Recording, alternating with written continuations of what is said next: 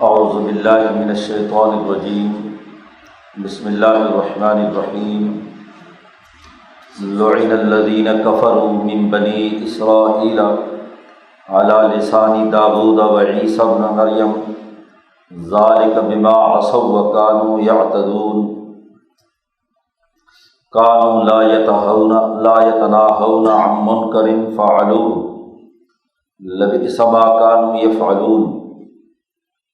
ترى كثيرا منهم يتولون الذين كفروا لبئس ما قدمت لهم أنفسهم أن سخط الله عليهم وفي العذاب هم خالدون ولو كانوا يؤمنون بالله والنبي وما أنزل إليهم ما اتخذوهم أولياء ولكن كثيرا منهم فاسقون لتجدن اشد الناس عداوة للذین آمنوا اليہود والذین اشرکوا ولتجدن اقربهم مودة للذین آمنوا الذین قالوا انا نصارى ذلك بأن منهم قسیسین ورہبانا وانہم لا يستكبرون وإذا سمعوا ما انزل إلى الرسول ترى أعينهم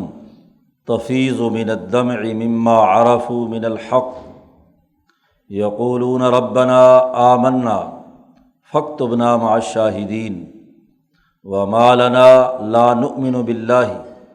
وما جاءنا من الحق ونطمع أن يدخلنا ربنا مع القوم الصالحين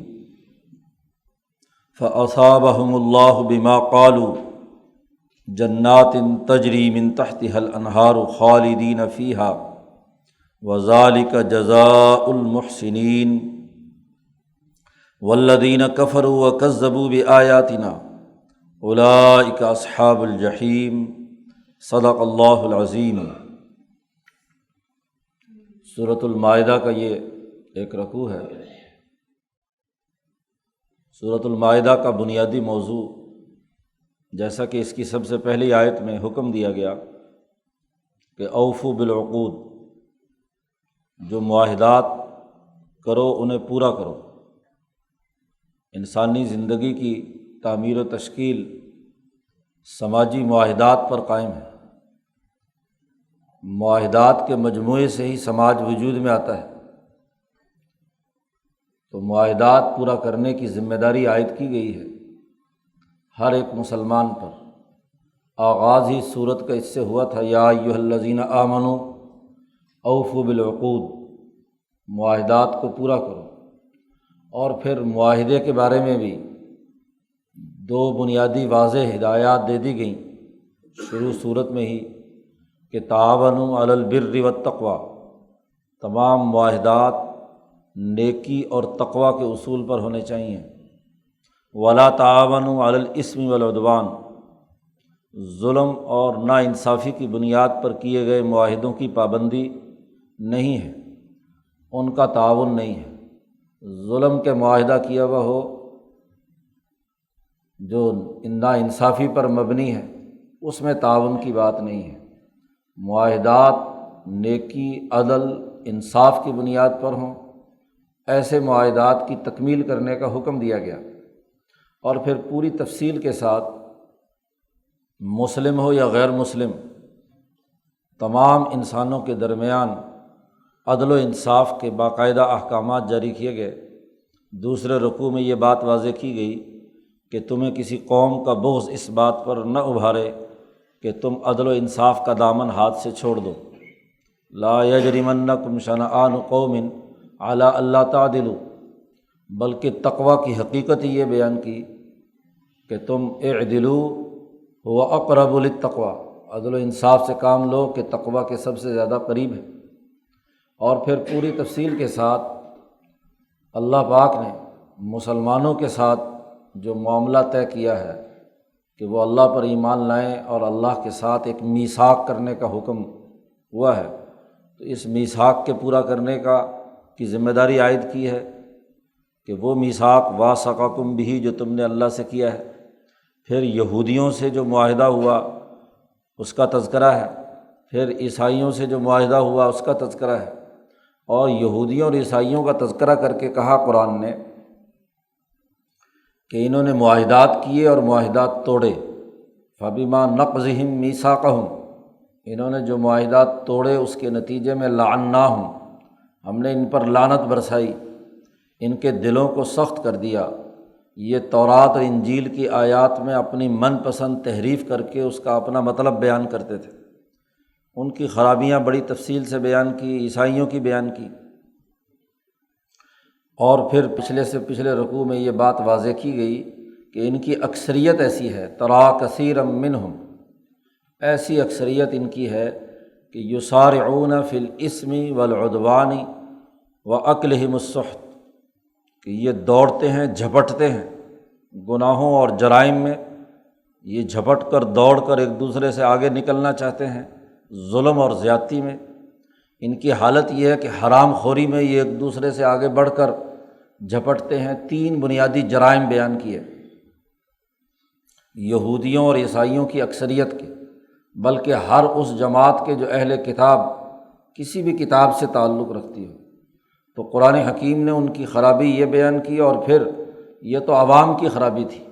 ساتھ ہی علماء اور پیروں کی خرابی بھی بیان کی کہ لولا ینہاہم الربانیون والاحبار عن قولہم الاسم واکلہم السحت، کیوں نہیں ان حرام خوروں کو روکا علماء اور پیروں نے، جو اپنے آپ کو احبار و رہبان علماء کہتے ہیں، اور جو اپنے آپ کو کیا راہب کہتے ہیں، عبادت گزار کہتے ہیں۔ عیسائیوں اور یہودیوں دونوں کا تذکرہ کیا کہ انہوں نے ان کو کیوں نہیں روکا گناہوں کے کاموں سے، ظلم اور ناانصافی سے، حرام خوری سے کیوں نہیں روکا۔ لبئس ما کانوا یصنعون، بہت ہی برا کام ہے جو یہ کر رہے ہیں۔ پھر پچھلے رکوع میں حضور صلی اللہ علیہ وسلم سے واضح طور پر آپ کو ہدایت دی، یا ایھا الرسول بلغ ما انزل الیک من ربک، اللہ نے جو حکم آپ کو دیا ہے اس کی پوری طاقت اور قوت سے آپ تبلیغ کیجیے۔ کسی ایک حکم میں بھی اگر آپ نے کوتاہی کی تو فما بلغت رسالتہ، آپ نے رسالت کا حق ادا نہیں کیا۔ آپ کی ذمہ داری ہے کہ آپ جو بات آپ کو بیان کی گئی ہے اس سے 2 ٹوک بیان کریں، باقی اگر ان سے آپ کی جان کا خطرہ ہے تو واللہ یعصمک من الناس، اللہ تعالیٰ آپ کی حفاظت کرے گا انسانوں کے مقابلے پہ، یہ آپ کا کچھ نہیں بگاڑ پائیں گے۔ اب یہاں قرآن حکیم نے یہودیوں کا پھر تذکرہ شروع کیا ہے، اور ان کی وہ خرابی جو خاص طور پر اس زمانے میں ہوئی کہ جب ان کے علماء، مذہبی رہنما، حکمران اور عوام سب پر لعنت برسائی گئی۔ قرآن حکیم نے اس کا تذکرہ کیا اور اس کا سبب بھی آگے بیان کیا ہے۔ اگلی آیت میں قرآن کہتا ہے لعن الذین کفروا من بنی اسرائیل، اسرائیل کی اولاد میں، اسرائیل یعقوب علیہ السلام کا نام ہے، اسرائیل کی اولاد میں یعنی انبیاء کی اولاد میں جو لوگ کافر ہو گئے، جنہوں نے اللہ کے احکامات کی پابندی نہیں کی، ان پر لعنت برسائی گئی۔ علی لسان داؤد و عیسی ابن مریم، داؤد علیہ السلام کی زبان پر لعنت برسائی گئی، عیسیٰ علیہ السلام کے ذریعے سے ان پر لعنت کا اعلان کیا گیا۔ داؤد علیہ السلام سے پہلے بنی اسرائیل اس حد تک خراب ہو چکے تھے، جو 200 سال ذلیل بھی رہے، جالوت کے قبضے میں رہے، غلامی کی حالت رہی، ان کی کتاب بھی وہ چھین کر لے گیا، ان کو غلام بنا کر لے گیا۔ تو قرآن حکیم نے بتلایا کہ داؤد کی زبان سے اللہ نے ان پر لعنت برسائی کہ تم اتنے شیطان ہو چکے ہو کہ تم نے انسانیت دشمنی، گناہوں، ظلم، ناانصافی اور حرام خوری میں تمام قوموں کو پیچھے چھوڑ دیا۔ حتیٰ کہ قرآن آگے کہتا ہے کہ یہ ایک دوسرے کو برائی سے روکتے نہیں تھے۔ کسی کو پتہ بھی چل جائے کہ فلاں نے برائی کی ہے تو برائی میں ہم نوالا اور ہم پیالہ بن جاتے تھے۔ جو شریف سے شریف آدمی بھی تھا وہ بھی کیا ہے، آنکھیں بند کر لیتا تھا، بس ٹھیک ہے جو کچھ ہو رہا ہے ہونے دو۔ یہ قرآن حکیم کہتا ہے خرابی تھی، جس کے نتیجے میں داؤد علیہ السلام کی زبان سے اللہ نے ان پر لعنت برسائی۔ پھر داؤد اور عیسیٰ ابن مریم کے درمیان کا جو زمانہ ہے، عیسیٰ علیہ السلام کی آمد سے پہلے کا، اس وقت بھی ان کے اندر یہ دوسری دفعہ خرابی پیدا ہوئی۔ جب یہ دوسری دفعہ غلام ہوئے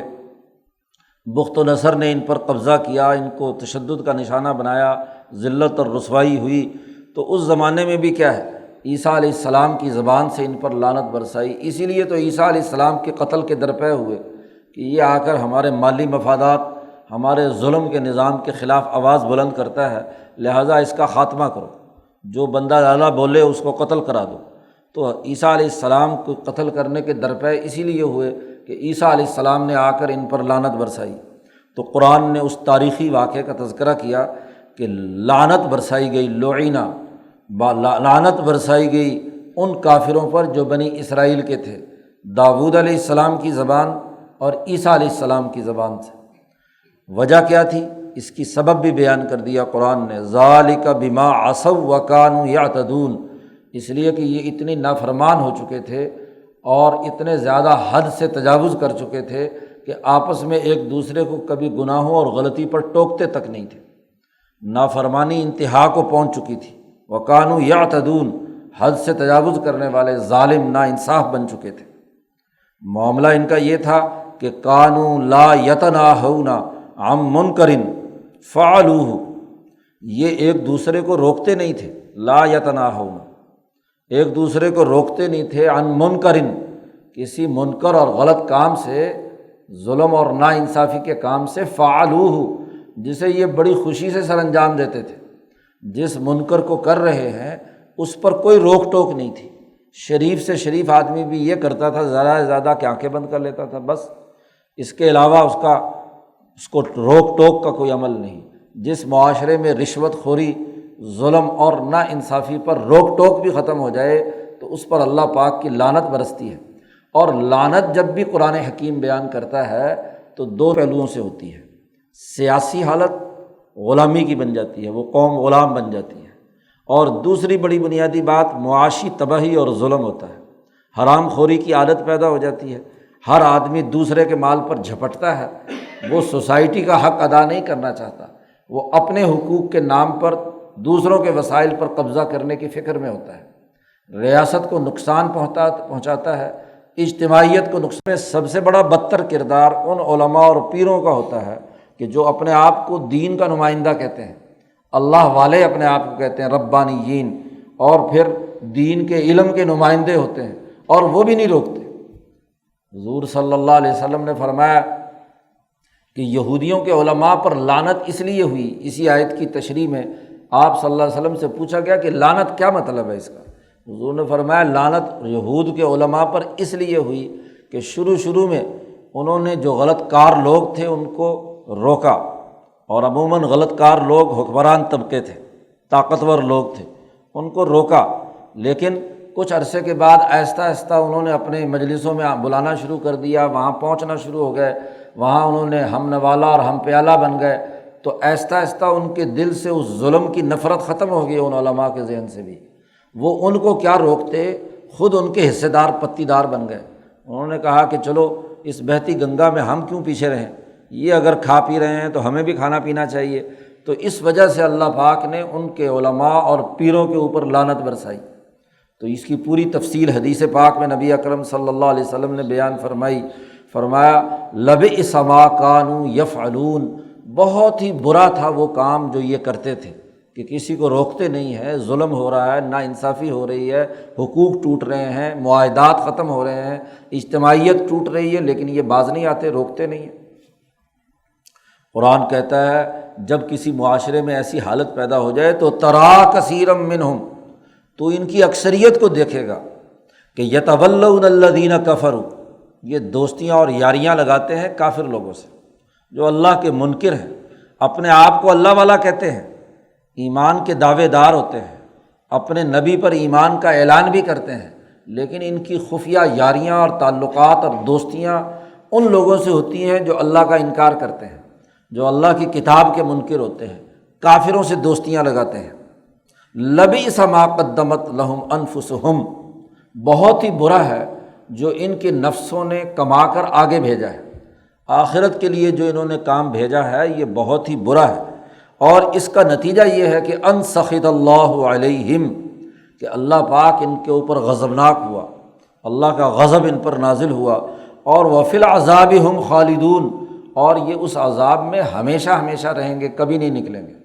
کیونکہ انہوں نے انہی ظالموں اور کافروں کے ساتھ دوستیاں لگائیں،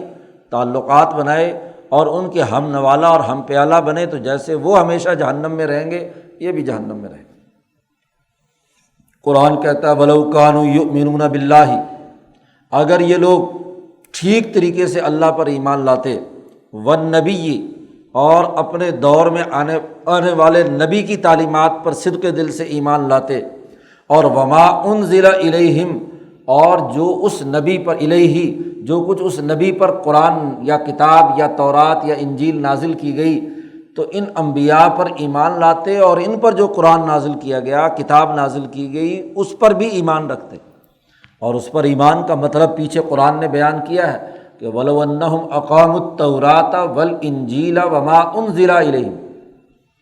اگر یہ تورات، انجیل اور قرآن کا نظام قائم کرتے، اقامو کا لفظ کہا ہے، پڑھنے کی بات نہیں کی کہ قرأوا التوراۃ والانجیل والقرآن، کہ قرآن کی تلاوت کریں، یہ نہیں کہا، اقامو کہا ہے، اس کو قائم کریں، اس کا نظام بنائیں، سسٹم بنائیں، ہاں جی، اس کے لیے باقاعدہ اجتماعیت قائم کرتے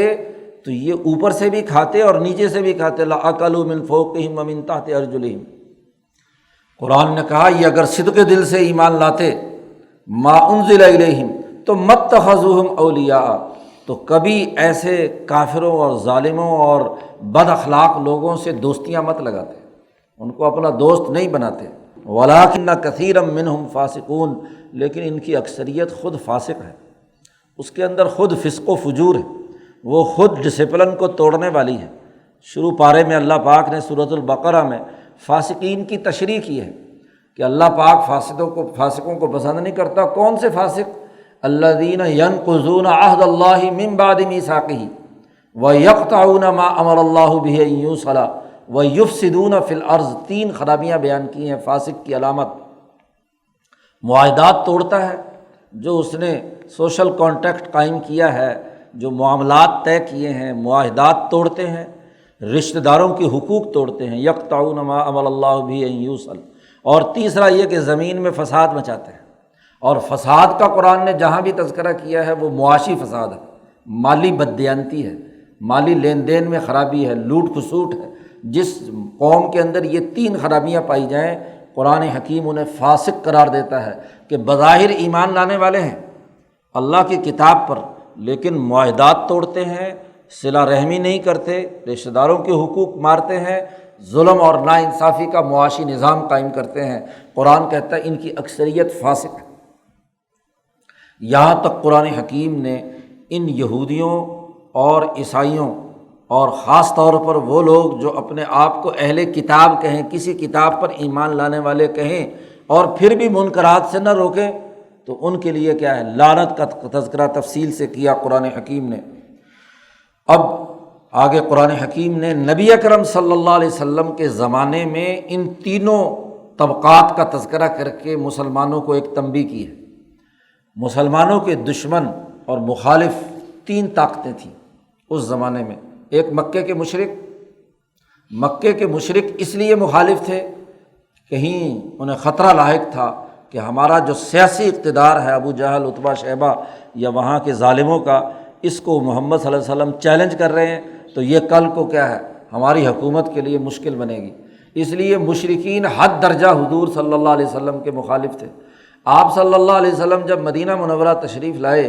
تو یہاں یہودیوں کا اقتدار تھا۔ عبداللہ ابن ابی جو حضور سے پہلے وہاں کی حکمران بننے کے خواب دیکھ رہا تھا اور اس کی حکمرانی ہونے ہی والے تھی کہ اتنے میں نبی اکرم صلی اللہ علیہ وسلم وہاں تشریف لے گئے، تو یہاں کے ان یہودیوں نے حضور صلی اللہ علیہ وسلم کی مخالفت میں انتہا کر دی۔ شدید ترین دشمنی پیدا ہو گئی کہ یہاں ان یہودیوں کا اقتدار چھن رہا تھا۔ میثاق مدینہ کر کے حضور صلی اللہ علیہ وسلم ایک ریاست قائم کر چکے تھے، ان کے اقتدار کے لیے بہت بڑا خطرہ تھا، اس لیے اقتدار کی اس جنگ میں یہ حضور کے دشمن تھے۔ تیسرا طبقہ عیسائیوں کا تھا، اور عیسائیوں کی یہاں کوئی ریاست نہیں تھی۔ مدینہ کے ارد گرد یا مکہ مکرمہ میں عیسائی اول تو اکا دکا آدمی کوئی ایک آدھ عیسائی تھا، جیسے مکہ میں ورقہ بن نوفل جو حضرت خدیجہ کے چچا زاد بھائی تھے، اس کے علاوہ الا ماشاء اللہ کوئی ایک آدھ آدمی تھا۔ سیاسی لڑائی یا مقابلے میں یہاں پر عیسائی موجود نہیں تھے۔ عیسائیوں کی اگر ریاست تھی تو حبشہ تھی، جہاں مسلمان کچھ عرصے کے لیے گئے تھے اور وہاں پہلی ہجرت ہوئی، اور وہاں جب حضور صلی اللہ علیہ وسلم کے فرستادگان نے قرآن پاک پڑھ کر سنایا تو نجاشی اس کے دل میں ایمان کی جوت جگی اور اس نے اس کو قبول کر لیا، ایمان کو قبول کر لیا بتدریج۔ اور پھر وہاں سے ایک وفد 70 آدمیوں کا یہاں مدینہ منورہ میں ریاست جب قائم ہوئی تو وہ یہاں حضور سے ملاقات کے لیے آئے۔ یہاں نبی اکرم صلی اللہ علیہ وسلم کی مجلس اور صحبت میں جو ان کے سامنے جب قرآن پڑھا گیا تو ان کے جو سچے اور مخلص لوگ تھے ان کی آنکھوں سے آنسو جاری ہوئے۔ انہوں نے اس دین کو کہا کہ ربنا آمنا فاکتبنا مع الشاہدین، ہمیں ان کے ساتھ مع الصالحین، ہم ان کے ساتھ ہمیں شامل کر لو۔ تو قرآن حکیم نے اس پورے منظرنامے کا جو اس وقت معروض تھا، اس میں عیسائیوں کی ایک تو کوئی سیاسی حکومت نہیں تھی، کوئی طاقت اور قوت نہیں تھی، اس لیے ان کی حالت ایک بیان کی۔ تو تینوں کی جو بنیادیں ہیں ان کا تذکرہ قرآن نے کیا کہ یہ یہودی اور عیسائی تو سیاسی دشمنی کی وجہ سے آپ کے بدترین دشمن ہیں، اور عیسائیوں کا معاملہ یہ ہے کہ ابھی ایک تو یہاں اقتدار نہیں ہے، دوسرا وجہ قرآن حکیم نے یہ بھی بیان کی ان کی نرمی کی مسلمانوں کے ساتھ بمقابلہ یہودیوں اور مشرکین کے، کہ ایک تو ان میں اہل علم ہے، قسیسین ہے، دوسرا ان میں ابھی اللہ والے راہب ہیں، ان میں نرمی ہوتی ہے، مزاج میں تواضع ہوتا ہے، وہ دوسرے کے سامنے تکبر اور غرور سے بچتے ہیں۔ اور تیسری بات یہ کی کہ ان میں تکبر نہیں ہے، غرور نہیں ہے، تکبر کے پیچھے کوئی طاقت ہونی چاہیے۔ جب یہاں ان کی سیاست ہی نہیں تھی تو یا سیاسی حکومت ہی نہیں تھی تو تکبر کیا ہونا تھا؟ تو اس معروض میں قرآن حکیم نے یہ بات بیان کی ہے۔ یہ کوئی قیامت تک کے لیے یہ بات نہیں کر دی کہ مشرکین اور یہودی دشمن ہیں اور عیسائی تمہارے یار ہیں، یہ قیامت تک کی بات نہیں ہے۔ یہاں جو واقعہ ہو رہا ہے وہ اس وقت کی جغرافیائی محل وقوع اور وہاں ان تینوں طاقتوں کے جو رد عمل کی صورت میں چیزیں سامنے آئی تھیں اس کو قرآن نے یہاں بیان کیا۔ قرآن حکیم کہتا ہے لَتَجِدَنَّ أَشَدَّ النَّاسِ عَدَاوَةً، نبی اکرم صلی اللہ علیہ وسلم سے کہا جا رہا ہے کہ آپ پائیں گے لوگوں میں سب سے زیادہ دشمنی میں سخت ان لوگوں کو، مسلمانوں کا دشمن ان کو سب سے زیادہ پائیں گے جو الیہودا، جو یہودی ہیں، اور والذین اشرکوا، اور وہ لوگ جنہوں نے شرک کیا ہے، مشرک اور یہودی آپ کی دشمنی میں حد سے زیادہ بڑے ہوئے ہیں، کیونکہ ان کے سیاسی اقتدار کو خطرہ لاحق ہے، وہ اپنے مفادات کی وجہ سے، لالچ اور خود غرضی کی وجہ سے آپ کے دشمن ہیں۔ اور اس کے مقابلے میں قرآن حکیم نے عیسائیوں کا تذکرہ کیا اس زمانے کے، وَلَا تَجِدَنَّ أَقْرَبَهُمْ مَوَدَّةً لِلَّذِينَ آمَنُوا، اور آپ ضرور پائیں گے محبت کے اعتبار سے سب سے زیادہ قریب مسلمانوں کے ان لوگوں کو کہ الذین قالوا انا نصارى، جنہوں نے کہا کہ ہم عیسائی ہیں، ہم نصارہ ہیں۔ عیسیٰ علیہ السلام، نصارہ کو نصارہ اس لیے کہتے ہیں کہ یروشلم میں بیت المقدس کے قریب ایک گاؤں آبادی ہے جس کا نام ناصر یا نصرانی کے نام سے ہے، تو وہ اس کی طرف جو ناصری، اسی لیے مسیح ناصری بھی حضرت عیسیٰ علیہ السلام کو کہا جاتا ہے، تو مسیح ناصری یعنی اس سے ان پر ایمان لانے والے نصارہ۔ تو یہاں اس مرکز میں ابھی ان کا اقتدار نہیں، اور ان کے ماننے والے جو ہیں ان کو آپ قریب سمجھتے ہیں کہ وہ محبت نسبتاً باقی دو کے مقابلے میں ان کو آپ سے کیا ہے، محبت ہے، اور اس کی وجہ بھی بیان کر دی قرآن نے، ذالک بان منہم، اس کی وجہ یہ ہے کہ ان کے اندر اہل علم ہے۔ قسیس عیسائیوں کے اس عالم کو کہتے ہیں جو صحیح اور حقیقی معنوں میں انجیل اور تورات کا عالم ہے، اس کے قوانین اور ضابطوں کو جاننے والا ہے۔ تو ابھی کچھ بچے کھچے ایسے علماء نصرانیوں میں موجود ہیں کہ جو صحیح علم کی بنیاد پر بات کرتے ہیں، جیسے ورقہ بن نوفل بھی عیسائیوں کے عالم تھے، اور عیسائیوں کے عالم ہوتے ہوئے انہوں نے نبی اکرم صلی اللہ علیہ وسلم کی جب گفتگو سنی تو آپ کی تائید کی، اور انہوں نے خواہش کا اظہار کیا کہ کاش میں اس وقت جوان ہوتا جب آپ کی یہ قوم آپ کا دشمن بنے گی۔ تو جو صحیح اہل علم موجود تھے اس زمانے میں کچھ، اور وَرُهْبَانًا مِنْهُمْ کہا ہے، ان میں سے کچھ بڑے اچھے عالم ہیں جو اہل علم کے طور پر یہودیوں کا تو مسخ ہو چکا کام، ان کا علم تو علم فروشی میں اعلیٰ درجے میں پہنچ گئے، اور یہ عیسائیوں میں ابھی کچھ عالم ہیں، اور وَرُهْبَانًا، اور کبھی کچھ مخلص راہب ہیں جو انہوں نے خود اپنے اوپر نافذ کیا تھا کہ لوگوں سے ظلم کے نظام کا حصے دار نہیں بنتے، علیحدہ اپنی رہبانیت کے اندر مشغول رہتے ہیں، اور وَأَنَّهُمْ لَا يَسْتَكْبِرُونَ، اور تیسری وجہ یہ بیان کی کہ یہ تکبر نہیں کرتے،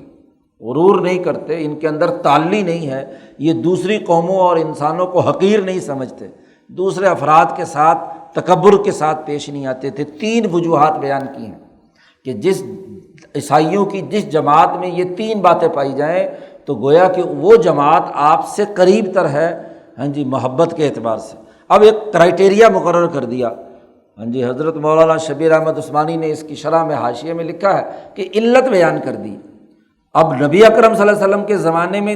عیسائیوں کی یہ 3 خصوصیتیں تھیں، اس لیے قرآن نے ان کو اقربہم مودۃً کہا۔ لیکن اگر یہ تینوں میں سے کوئی سبب نہ پایا جاتا ہو، وہاں حضرت نے کہا کہ اگر اس دور کے عیسائیوں کو دیکھو تو اس دور کے عیسائیوں کا سیاسی اقتدار ہے، اور انہوں نے اپنے سیاسی اقتدار سے مسلمانوں کی خلافت عثمانیہ کا خاتمہ کیا۔ تکبر ان کے اندر ہے، دین کے اور انجیل کے صحیح عالم نہیں ملتے، علم مسخ کر کے، بلکہ نام کے اس کے بائبل کے ماننے والے ہیں۔ اس بائبل کے پر ہاتھ رکھ کر امریکی صدر حلف تو اٹھاتا ہے، لیکن کبھی انجیل کی تعلیمات پر عمل کرتا ہے؟ انجیل میں تو سود سے روکا گیا، حرام خوری سے روکا گیا، بد اخلاقی سے روکا گیا، انسان دشمنی سے روکا گیا، ملکوں اور قوموں کو تباہ و برباد کرنے اور آگ لگانے سے روکا گیا۔ اور اگر وہ دنیا میں ایٹم بم گرا رہی ہے طاقت، تو وہ کلام اللہ پر عمل کرنے والی ہے یا کلام اللہ کے خلاف انسانیت دشمنی کے لیے تباہی اور بربادی کا کام کرتی ہے؟ اسی طریقے سے معاشی تباہی اور بربادی، ان کے اگر زیادہ سے زیادہ نیک لوگ راہب بھی ہیں تو وہ اس ظلم پر خاموش ہے، خود پوپ اس کی حمایت کرتا ہے، ان کی سیاسی نظام کا حصے دار اور اعلی کار بنتا ہے، ان کے لیے کردار ادا کرتا ہے۔ تو جب تینوں چیزیں نہیں پائی جاتی تو آج یہاں جو انگریز پرست بعض مذہبی رہنما تھے، انہوں نے کہا عیسائیت کے بارے میں تو اللہ پاک نے بڑی بات بیان کی ہے کہ یہودیوں اور ہندوؤں اور مشرکوں کے مقابلے میں یہ جو عیسائی ہیں یہ تو بہت اچھے لوگ ہوتے ہیں۔ قرآن نے کہا اقربہم مودۃً، یہ تو تمہارے ساتھ محبت اور تعلق میں قریب تر ہے۔ تو انگریزوں کی حکومت کو سپورٹ کرنے کے لیے یہاں کے جو بکاؤ مولوی اور پیر تھے، انہوں نے ان آیات کا استعمال کیا، لیکن علماء حق نے واضح طور پر بیان کر دیا کہ عیسائیوں کے لیے یہ تب ہے جب یہ 3 باتیں پائی جائیں۔ اور آج کے انگریز کی 200 سالہ تاریخ یہ ہے ہندوستان پر قبضے سے لے کر اب تک کہ انہوں نے ان تینوں معاملات میں جرائم کیے ہیں، انہوں نے ظلم اور ناانصافی کی ہے۔ تو پھر اس آیت کو آج کے عیسائیوں پر فٹ کرنا قطعی طور پر غلط ہے۔ اگر یہ تینوں عادتیں پائی جاتی ہیں تو یہ بھی یہود کی طرح ہیں، بلکہ پچھلی گزشتہ صدی سے پہلے تو خود یہود جو ہے وہ غلام تھے، ان کی پستی کی حالت تھی، ان کے اندر پھر بھی کیا ہے کسی درجے میں کوئی علم یا کوئی بات تھی۔ عیسائیوں کے مقابلے میں جو ظلم اور زیادتی اور ناانصافی ان عیسائیوں نے ان کے ساتھ روا رکھی ہوئی تھی۔ تو بات تو ان معیارات کے مطابق ہے جو قرآن نے بیان کی۔ یہ 3 چیزیں پائی جائیں گی تو ان سے کسی قسم کی امید رکھی جا سکتی ہے، لیکن اس کا مطلب یہ بھی نہیں ہے کہ وہ سب کے سب امید رکھنے کے باوجود وہ تمہارے کوئی دوست بن گئے۔ قرآن حکیم نے آگے پھر اس واقعے کا تذکرہ کیا ہے کہ جب وہ آدمی 70 حضور کے ہاں آئے اور حضور کی بات سنی، قرآن حکیم کی تلاوت سنی، قرآن نے اس کا نقشہ کھینچا ہے۔ وَإِذَا سَمِعُوا مَا أُنزِلَ إِلَى الرَّسُولِ، وہ لوگ جب یہاں آئے اور جب انہوں نے سنا وہ جو قرآن حکیم نبی اکرم صلی اللہ علیہ وسلم پر نازل ہوا تھا، اسے جب انہوں نے سنا تو تَرَىٰ أَعْيُنَهُمْ، آپ دیکھیں گے ان کی آنکھوں کو کہ وہ آنسو ابل رہے ہیں اللہ کے ڈر سے، خوف سے، اللہ کے تعلق سے، مما عرفوا من الحق، اس وجہ سے کہ انہوں نے حق پہچان لیا، انہوں نے کہا کہ یہ واقعی اللہ کا کلام ہے، اللہ کی کتاب ہے، اور اس کتاب کو انہوں نے قبول کیا۔ یقولون، اور وہ زبان سے کہتے جاتے تھے ربنا آمنا، اے ہمارے پروردگار ہم ایمان لے آئے، فاکتبنا مع الشاہدین، اور ہمیں ان جو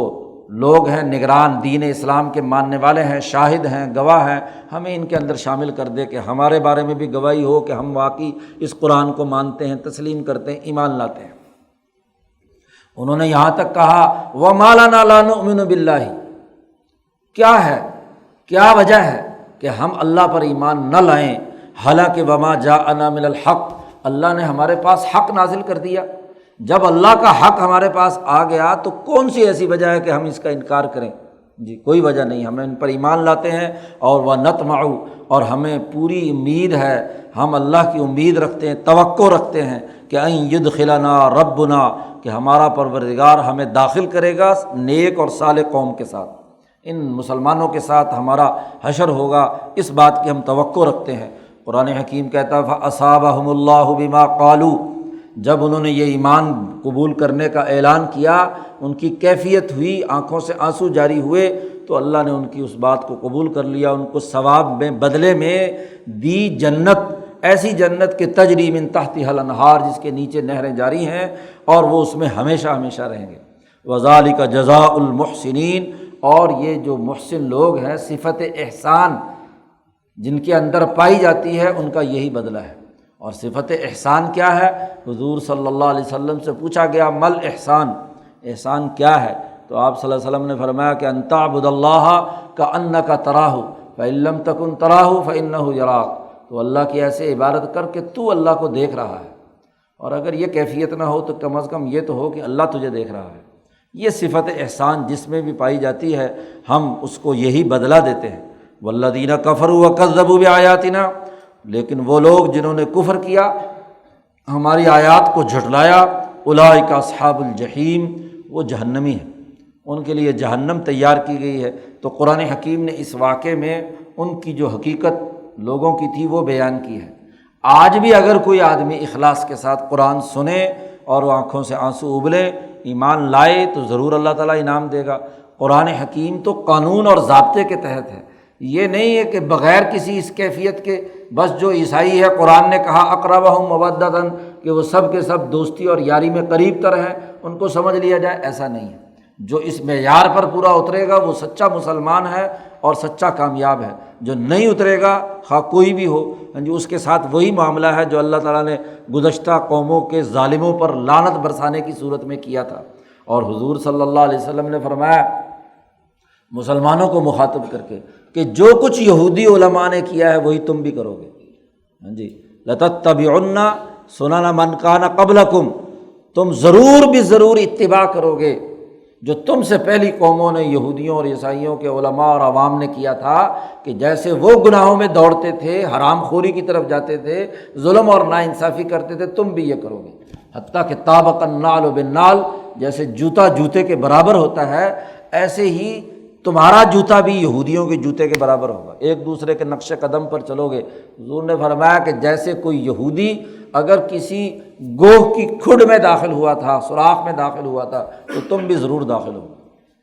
تو وہی تمام خرابیاں جو قرآن نے یہودیوں اور عیسائیوں کی بیان کی ہیں، وہی خرابیاں اگر آج کا اہل کتاب، آج کا قرآن ماننے والا آج کا اہل کتاب ہے، اگر اس کے اندر بھی یہی پائی جائے کیفیت، تو پھر نتیجہ یہی ہے۔ مولانا شبیر احمد عثمانی رحمۃ اللہ علیہ نے اس کی حاشیے میں لکھا ہے کہ بڑے افسوس کی بات ہے کہ آج کے مسلمان میں وہ تمام خرابیاں پائی جاتی ہیں جو قرآن حکیم نے یہود اور نصارہ کے بارے میں بیان کی۔ اس کا اثر اور نتیجہ یہ ہے کہ سیاسی عزت سے محروم ہو گئے، سیاسی نظام تمہارا نہیں رہا، اور معاشی ظلم اور ناانصافی کی چکی میں پس رہے ہیں۔ اللہ تعالیٰ قرآن حکیم کو سمجھنے اور اس پر عمل کرنے کی توفیق عطا فرمائے۔ اللہم صلی اللہ علیہ وسلم۔